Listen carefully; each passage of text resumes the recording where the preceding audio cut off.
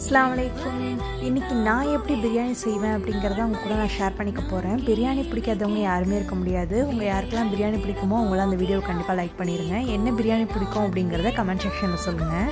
நான் எப்போவுமே பிரியாணியை குக்கரில் தான் பண்ணுவேன். ஸோ அதுக்கு எண்ணெய் விட்டுட்டு பட்டை, கிராம்பு, ஏலக்காய், ஒரு பிரிஞ்சி இலை போட்டுட்டு வெங்காயம், தக்காளி, பச்சை மிளகா, இஞ்சி பூண்டு பேஸ்ட்டு, மிளகாத்தூள், ஜீரகத்தூள், மிளகுத்தூள், அப்புறம் கரம் மசாலா, இதை தான் நான் மசாலாவை ஆட் பண்ணுவேன். இன்றைக்கி நான் பீஃப் பிரியாணி தான் செய்கிறேன். ஸோ அதுக்கு தேவையான கறியை ஆட் பண்ணிவிட்டு கொத்தமல்லி தழை, அப்புறம் புதினா எல்லாத்தையும் ஆட் பண்ணிவிட்டு தயிர் ஆட் பண்ணிக்கிறேன். இது எல்லாத்தையும் நல்லா மிக்ஸ் பண்ணி விட்டுட்டு இப்போ கறி வேகிறதுக்காக குக்கரில் ஒரு 5 விசில் மாதிரி விட்டுக்கிட்டேன்.